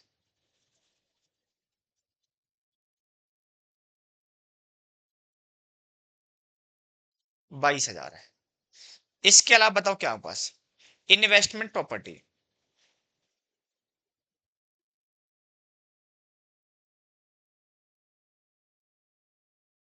इन्वेस्टमेंट प्रॉपर्टी, इन्वेस्टमेंट प्रॉपर्टी में 7,000 आएगा, 1,000 आएगा, तो 8,000 लिख दो मैं यहाँ पर सीधे।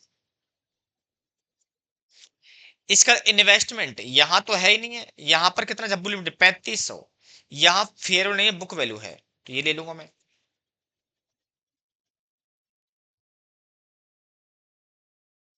इन्वेस्ट 3,500 और 4,500। इसके अलावा आपको पता हो गुडविल भी आई थी एक 800 की। इसके अलावा करंट असेट्स हैं बस।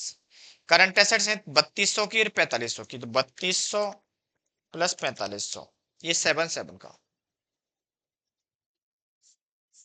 असेट्स का क्लोज डाउन कितना बताओ। 7700 प्लस है 800 है, प्लस 4500 है, प्लस 8000 है, और है मेरे पास कितना 22,000, 4300,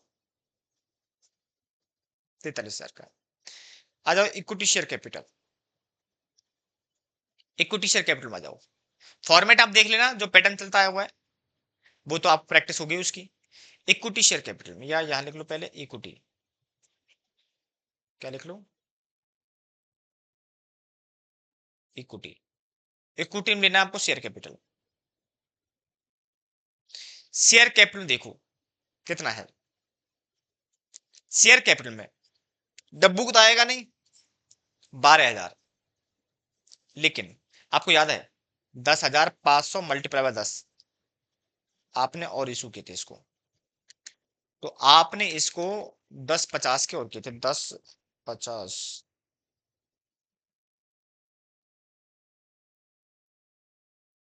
10,50,000 इंटू 10, 10,500 के और बढ़ गए थे ना। हाँ 10,500, सॉरी 10,500 और बढ़ गए थे, तो प्लस 12,000, 22,500। आ जाओ अदर इक्विटी, अदर इक्विटी में क्या है, इसकी अदर इक्विटी आएगी नहीं, इसकी आएगी 4,000। आपको पता होना चाहिए 1,050 मल्टीप्लस 6 सिक्योरिटी प्रीमियम और आया था, तो 4,000 मल्टीप्लस है 10,50 इंटू 6, 6300, प्लस हो गया 4,000, 10,300, ये भी आया था 10,300। ठीक है, और कुछ बचा है, ये हो गया हमारे पास, ये हो गया एनसीआई, इसके अंदर होगा नहीं। बोरिंग 2,000 ये है, 3,000 ये है, सॉरी पेबल बिल देखे ना। एक बार देखो हमने कहीं गलती तो नहीं की है।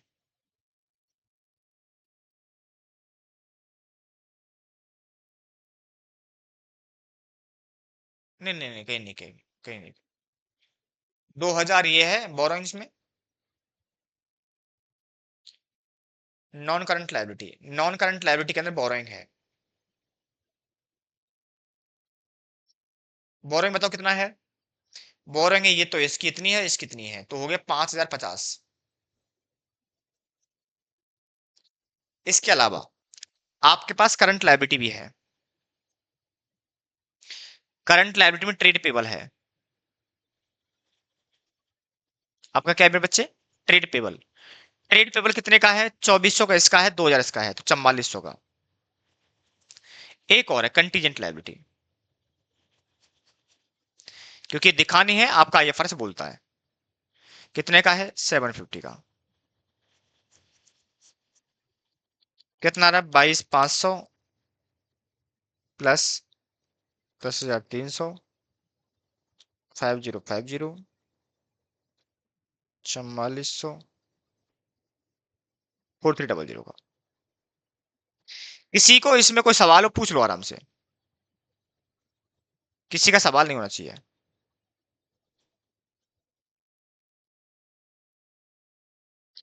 और इसी को देता हूं मैं फॉर्मेट।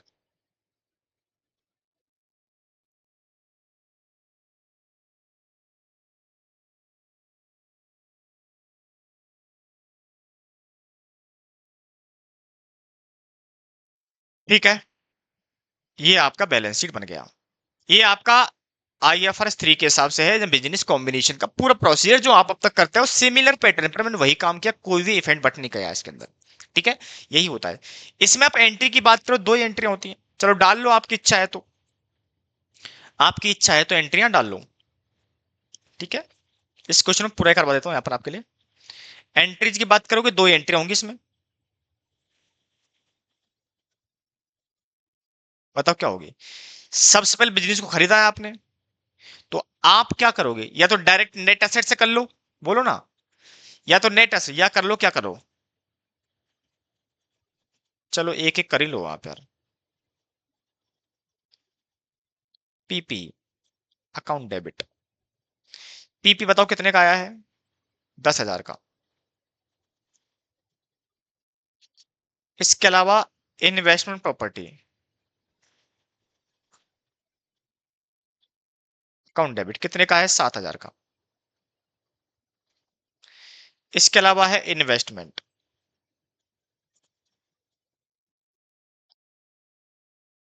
कितने का है? 1,000 का। इसके अलावा करंट असेट्स, करंट असेट्स आया है 3,200 का। चूंकि गुडविल भी है तो गुडविल भी आया था 800 का। ये हमने कैसे निकाला था? बैलेंस फिगर से, मतलब वो कैलकुलेशन किया था हम ना। टू करोगे बोरोइंग, बोरोइंग, बोरोइंग कितने की थी बताओ बेटा? 2050 की। टू ट्रेड पेबल भी था। ट्रेड पेबल बताओ कितने का था? 2400 का। कंटीजेंट भी लिया था हमने, कंटीजेंट लायबिलिटी कितने का था? 750 का। चाहो तो यहां पर कंसीडरेशन लिख दो, चाहो तो directly equity plus other equity लिख दो। मैं यहां पर कंसीडरेशन लिखूंगा। सर क्या नहीं, आप कर सकते हो, कोई प्रॉब्लम नहीं है। मैं दो एंट्री बनाना चाहता हूँ, फर्क इतना से बस। कितने का मेरे बच्चे कंसीडरेशन? 16,800 का। ठीक है, ये तो था। आपने टोटल 10 50 × 16 दिया थे ना। क्लियर है? चलिए, पूरी वैल्यू इन थाउजेंड ध्यान रखना। इसके अलावा क्या एंट्री करोगे? Consideration, account debit to equity share capital to other equity. Equity share capital थी 10 के हिसाब से और ये थी 1056 के हिसाब से। तो यहां 6300 था, यहां 10,500 था, फिर 16,800 था। ये एंट्रियां जो आप डालते हो वो ही है, इसमें कोई प्रॉब्लम। हो सकता है कि मैंने इससे पहले किसी क्वेश्चन में आपको एंट्रीज ना कराई हो, तो वो यहां से देख लेना, एज इट इज यहीं पर है। इसमें एक बस नई चीज नहीं है कि यदि प्रीवियसली हेल्ड इन्वेस्टमेंट है तो उसका क्या होगा। ठीक है ना, एक वो वाला पैरामीटर है क्या, अदरवाइज वो बेसिक कंसेप्ट में जाता है। अदरवाइज मैं इसको रेगुलर क्लास का पार्ट बनाऊंगा तो इसको डिस्कशन पार्ट बनाता मेरे बच्चे, बट एंट्री नहीं होने वाली है। ठीक है, तभी तो आपने नहीं देखा होगा, करीबन 25 से 30 आवर्स का सेशन होता है ओनली फॉर 103 के ऊपर। 110 पर प्रैक्टिस होती है ज्यादातर, उसमें मुश्किल 8 से 10 क्लास में खत्म हो जाता है वो, उसके बाद प्रैक्टिस होती है। इसमें बहुत लेंथ है इसमें, इसलिए इसको 25 से 30 नंबर के मार्क्स का वेटेज भी रखता है चैप्टर। चलिए, क्या मेरी बात क्लियर है यहां तक? मेरी बात क्लियर है, समझ में आ गई होगी, तो आई होप, उम्मीद करता हूं इसको थोड़ा मैं अब आगे बढ़ा सकता हूं। एक कंपनी का मैटर खत्म हो गया, यानी कि जो एक्वायरर है जब्बू लिमिटेड, जब्बू लिमिटेड में यही होगा, इसके अलावा कुछ नहीं होगा।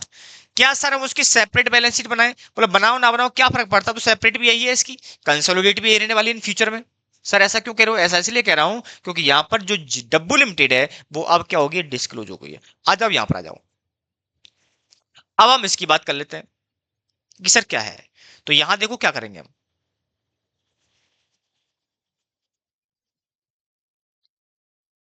इन the books of Dabbu limited. भैया डब्बू लिमिटेड में क्या होगा वो देख लो, कुछ मत करो। आपने पार्टनरशिप पढ़ी है? पढ़ी है। क्या कंपनी का आपने लिक्विडेशन देखा है? पढ़ा है कभी आपने एक्सटर्नल रिकंस्ट्रक्शन? नहीं पढ़ा होगा। सीए वाले बच्चों ने बेसिकली पढ़ा होगा इंटरमीडिएट के अंदर, ओल्ड सिलेबस में। न्यू सिलेबस में उसको भी बाहर यहां से निकाल दिया है। ठीक है, चलिए, अब देखो क्या है, हम उसकी जब बात कर रहे हैं, जब एक्सटर्नल रिकंस्ट्रक्शन की हम बात कर रहे हैं, यहां पर डेफिनेटली अब यहां पर बिजनेस है वो लिक्विडेट हो रहा है। कंपनी लिक्विडेशन और कंपनी सुना है? नहीं सुना? आपने पार्टनरशिप सुना बहुत है। पार्टनरशिप में आप क्या करते थे, आपको मैं थोड़ा सा समराइज करने की कोशिश कर रहा हूं, कि जैसे आपकी बैलेंस शीट होती थी, ये बैलेंस शीट है, यहां नॉन करंट असेट्स, यहां करंट असेट्स, यहां शेयर कैपिटल, यहां reserve and surplus, non current liability और करंट लायबिलिटी, यही बैलेंस शीट है।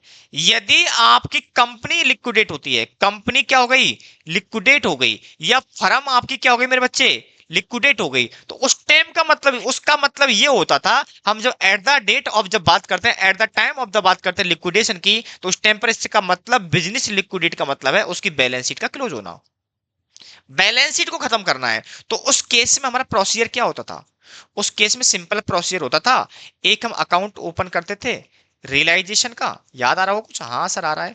उसके अंदर क्या करते हैं, असेट्स को ट्रांसफर करेंगे, इसको ट्रांसफर कर देंगे, और इनको भी ट्रांसफर कर देते थे, बोलो ना। इसके अलावा इनको हम कहां करते थे, इक्विटी शेयर होल्डर के अंदर। और जो रियलाइजेशन अकाउंट का बैलेंस आता था, उस रियलाइजेशन अकाउंट को पीसीए में, पार्टनरशिप कैपिटल में, और पार्टनरशिप कैपिटल को डायरेक्टली सेटलमेंट करते थे हम इक्विटी शेयर कैपिटल में। मैं इस पूरे प्रोसेस हल्का सा और ओवरव्यू देना चाहता हूँ। ये मैटर समझ में आ गया होगा आपको? आ गया होगा सर, बिल्कुल आ गया होगा। ठीक है, एंट्री ऑटोमेटिक बनेगी, एंट्री की टेंशन ना लेना आप। ठीक है, मैंने क्या किया, रियलाइजेशन अकाउंट था। आप क्या करोगे, सारी की सारी assets, all assets and liabilities transfer to book value. चल लिख लो प्रोसीजर ना इसका, लिख लो, लिख लो। स्टेप नंबर 1 याद ना हो तो स्टेप नंबर क्या करो बताओ, all assets and liabilities are transfer to realisation account. बोलो, एंट्री क्या बना देते गुरुजी, फॉर असेट्स के केस में। और याद रखना मेरे बच्चे, एट बुक वैल्यू आएगा ये। इसकी कसम खा लो, फेयर वैल्यू यहां के कोई काम की नहीं है। जब लिक्विडेट होती है तो यहां पर आपके इक्विटी मेथड लगता है, ठीक है ना। यहां पर आपके प्रोविजन बदल जाते हैं, तो IFRS 3 की एप्लीकेबिलिटी नहीं है यहां पर। ठीक है, असेट्स के केस में क्या करोगे, क्योंकि बैलेंस शीट को खत्म करना है, तो बैलेंस शीट में जो ऑल असेट्स हैं वो आपके पास डेबिट हो रखी है, डेबिट बैलेंस होता है, तो उनको जो खत्म करना है, उनको क्लोज करना है, उनके अकाउंट को जीरो करना है, तो उस केस के अंदर हमें क्रेडिट करना पड़ेगा। तो एक बात तो क्लियर है, तो असेट्स होगा, किस अकाउंट में जा रही है बेटा ये, रियलाइजेशन के अकाउंट में जा रही हैं, तो realisation account debit to assets. अब वही बात कर, तो लायबिलिटी की, फॉर लायबिलिटी के लिए, फॉर लायबिलिटी के लिए, तो फॉर लायबिलिटी के लिए सिंपल है भैया यहाँ पर। तो क्या एंट्री डालो मेरे बच्चे, क्या एंट्री डालोगे, तो लायबिलिटी क्रेडिट होती है, डेबिट कर दूंगा, तो लायबिलिटी अकाउंट डेबिट, और टू बताओ मैं क्या करूंगा, realisation account. Step number 2,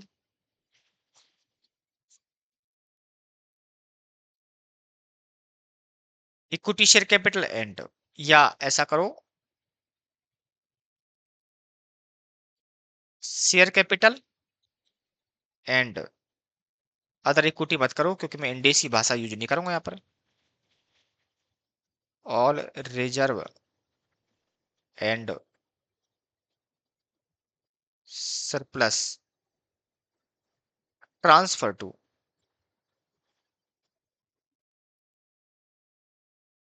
equity share holder account.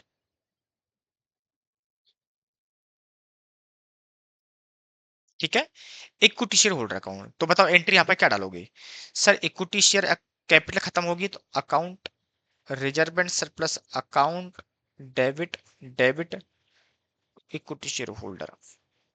और जो आपने किया होगा लास्ट में क्या करोगे, स्टेप नंबर 3,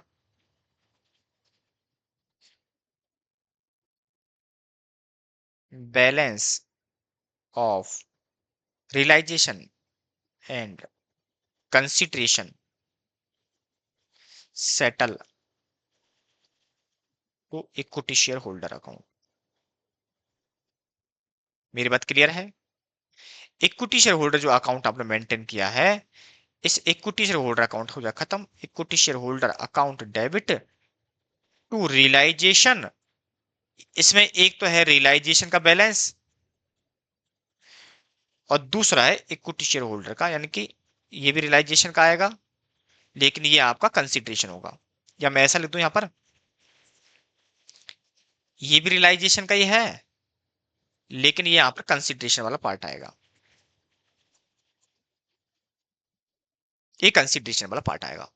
ठीक है, ये बेसिकली आपका प्रोसीजर है। इसी प्रोसीजर को मैं आपके सामने यहां रख देता हूं, मैं यहां पर ले लेता हूं, मैं आपको यहां पर ले लेता हूं। ठीक है, तो मैं यहाँ पर थोड़ी सी चीज बढ़ा देता हूँ हल्का सा। चलिए, तो मैं मेरे बच्चे यहाँ पर एक रियलाइजेशन अकाउंट ले लेता हूँ।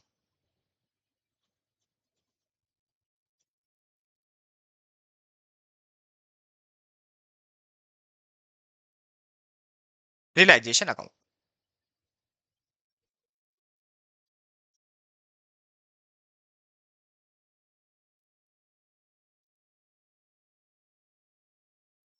ठीक है, रियलाइजेशन अकाउंट। रियलाइजेशन अकाउंट में क्योंकि assets debit by to assets, line by line, और बाय लाइबिलिटी, और यहां पर मैं दिखाऊंगा बाय इक्विटी शेयर होल्डर, लेकिन अमाउंट आएगा कंसिडरेशन।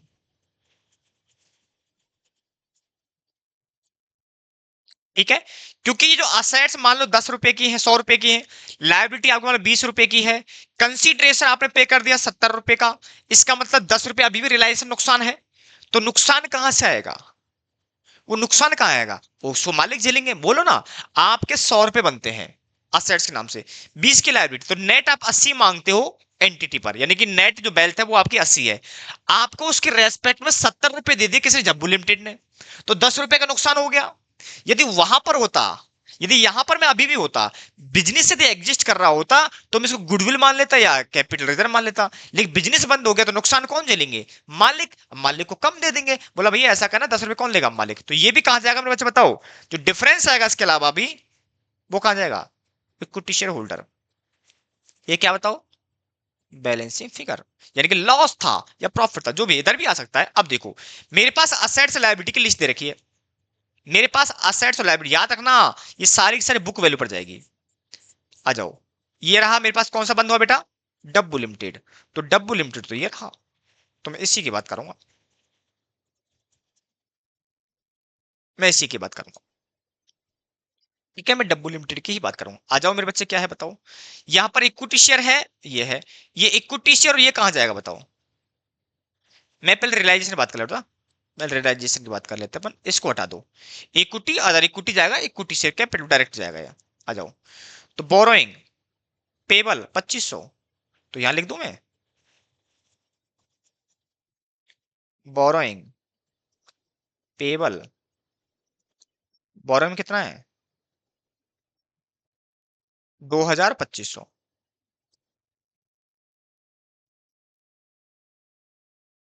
2250, ये तो आएगा ही नहीं यहाँ पे। ठीक है, ये हो गया 9000, ये आ गया, ये तरह जाओ, पीपी चेंज कर लू पेन में। पीपी, पीपी कितने की बेटा? 9000 की। ये कितने बताओ? इन्वेस्टमेंट प्रॉपर्टी 5-6000 की। मैं दोनों एक साथ ले लिया है। करंट असेट्स 3500 की।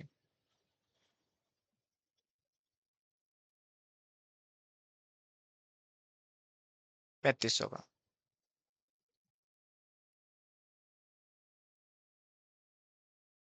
3500 का, ये हो गया। ये भी ले लिया, ये दोनों ले लिए मैंने, ये ले लिया, ये ले लिया, ये ले लिया, ये बचे खत्म। Consideration,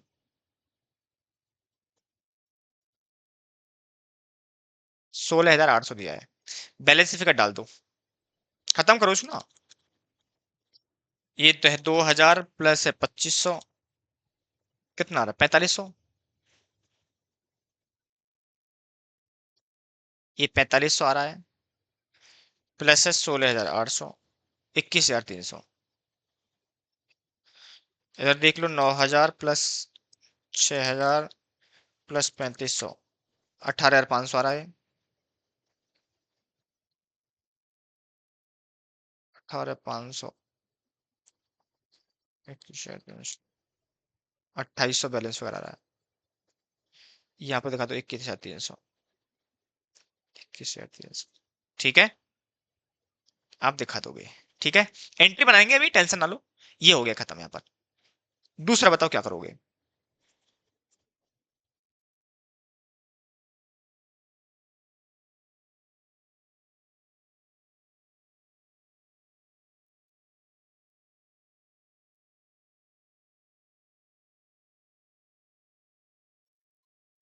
equity share holder account.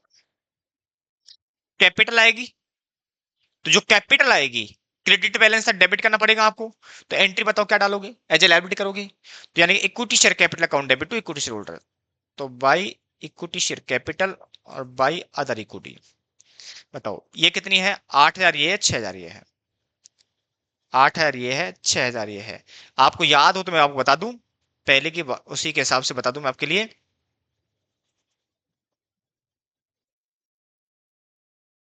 ये वाला बैलेंस आपका कंसिडरेशन पे हुआ है, तो क्या हुआ बेटा, पेड हुआ है। तो टोटल इतना है, इतना नुकसान हो गया, ये लॉस था मेरे बच्चे, बाय रियलाइजेशन लॉस। तो ये वाला बैलेंस यहां है। कितने का नुकसान हुआ था, 2800 का। तो टोटल मैं कहता हूं तो इनको इतना बना था, टोटल इतना बना था, कितना बेटा बताओ, 8,000 प्लस 6,000 प्लस 2800, ठीक है। या मैं कहूं तो 8 से 14,000, इनको 14,000 था, लेकिन क्योंकि कंसिडरेशन मिल गया इनको टू रियलाइजेशन, ये क्या था बेसिकली, कंसिडरेशन। सोचो, इनका इतनी बुक वैल्यू थी, इतना मिल गया, तो फायदा नुकसान कुछ मान सकते हो आप। ये हो गया 16,800 का, 16,800 का था, जिनमें से 14,000 का इनका बनता है, तो बन गया 2800, नुकसान हो गया। कितना हो गया, 16,800 का, ये खत्म हो गया। क्या मुझे बताओ प्रॉब्लम है कि किसी को, ये वैसा ही है जैसा पार्टनरशिप फर्म का डिसोल्यूशन करके सीख के आए हो। आपने कंपनी का लिक्विडेशन नहीं सीखा, कोई दिक्कत नहीं है। आपने यदि कंपनी को लिक्विडेट होते देखा नहीं है तो भी दिक्कत नहीं है, आपको यहां पर सीधा आप पार्टनरशिप फर्म के थ्रू भी समझ सकते हो, ठीक है। अब आप एंट्री डाल दो के, आपने एंट्री बताओ, स्टेप नंबर 1, यहां देखो मेरे बच्चे, step number 1, step number 2, step number 3, step number 4, clear डाला आपने ना। तो देखो एंट्री क्या डालोगे, एंट्री बताओ, पहली एंट्री क्या डालोगे, पहली एंट्री क्या डालोगे, आप डालोगे realization account debit to PP to investment property to current assets. तो ये 9,000 की है, इसके अलावा 6,000 है, इसके अलावा 3,500 है। ट्रांसफर कर दोगे सीधा 18,500 का। दूसरी बताओ क्या करो, लायबिलिटी की, तो करोगे बोरोइंग,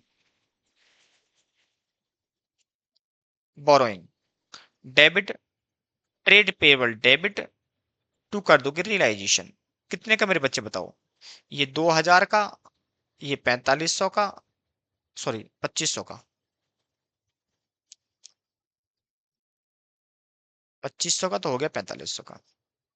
इसके बाद बताओ क्या करोगे, तीसरे नंबर का, आपने उनको क्या दिया है, कंट्रीब्यूशन दिया है, तो आप क्या डालोगे, equity share holder account debit, या इक्विटी शेयर कैपिटल बोल सकते हो टू, क्या डाल दोगे बेटा यहां बताओ, रियलाइजेशन। आप एजेट डालो जैसे लाइबिलिटी है, या एजेट लाइबिलिटी मानोगे, कितने का, 16,800 का। पहले या तो आप इसको कैपिटल कन्वर्ट कर दो, फिर इक्विटी शेयर होल्डर अकाउंट में लेके जाओ, वो बात बराबर है, लेकिन इसको यहां लेके जाएंगे अपन, रियलाइजेशन 16,800 का। और एक आपके डिफरेंस आया था, तो ये डाल लो, रियलाइजेशन अकाउंट डेबिट टू हो जाएगा क्या बता, इक्विटी शेयर होल्डर, जो नुकसान हुआ है आप कितने का, 2,800 का। ऊपर की एंट्री आप नेट ऑफ में भी डाल सकते थे, कोई प्रॉब्लम नहीं है, नेट ऑफ में भी डाल सकते थे, कोई दिक्कत वाली बात नहीं। ये आपका प्रॉपर क्वेश्चन है जो आपका, अब यहां पर तो एक ही एंटिटी लिक्विडेट हुई है, किसी किसी केस में दो दो कंपनी भी क्या होंगी, लिक्विडेट होंगी, और वहां पर सब कुछ पूछ लिया आपसे, तो आपकी बहुत बड़ा आपका जो अकाउंटिंग प्रोसीजर बढ़ जाएगा। इसलिए ज्यादातर इंस्टीट्यूट कोशिश करता है आपके लिए इस तरीके के क्वेश्चन ना पूछे जहां जहां दो दो एंटिटी क्या हो जाती है, लिक्विडेट हो जाते हैं। ऐसी केस के अंदर वहां पर आपको कोशिश करता है इंस्टीट्यूट की इसको थोड़ा सा आपके एग्जाम पैटर्न से दूर रखे, लेकिन सीखना है, क्योंकि हमने यहां पर जिस तरह एक दिया, एक सिंगल एंटिटी लिक्विडेट का क्वेश्चन आपके एग्जाम में मिलते हैं, बहुत बार देखने को मिला है। इसलिए ऐसे सवाल की प्रैक्टिस बहुत ज्यादा करने की आपको बहुत जरूरत पड़ेगी, ठीक है मेरे बच्चे। बेसिकली हो गया है। अब मुझे यहाँ पर दो चीज करनी है, एक डिमर्जर अंडर कॉमन कंट्रोल का कंसेप्ट समझाना है, जो कि जिसको लास्ट से चलूंगा, और कुछ मुझे लगेगा कि कुछ नेसेसरी थ्योरम से रिलेटेड मुझे एक्सप्लेनेशन देने की जरूरत है, जिससे एग्जाम आते हैं, ठीक है ना। तो मैं उनकी भी डेफिनेटली चर्चा करूंगा। उसके बाद मैं सीधा आऊंगा 110 पर, क्योंकि मुझे इसके पूरे जितने कंसेप्ट हैं, आई होप उम्मीद करता हूं सारे नोट करवा दिए हैं मैंने, मैंने जितने भी कोशिश की है, मैंने अपने आप को बेहतर करने की कोशिश की आपके लिए। और रही बात क्वेश्चन प्रैक्टिस की मेरे बच्चे, वो आपके लिए टाइम चाहिए होता है, उसके लिए बेसिकली जो इंपॉर्टेंट है एग्जाम ओरिएंटेड वो मैंने टॉपिक यहाँ पर डिस्कस कर लिए हैं। ठीक है, मिलते हैं आपको बच्चों नेक्स्ट सेशन के अंदर, और इस इंडेज को हम करेंगे खत्म फिर उसके साथ।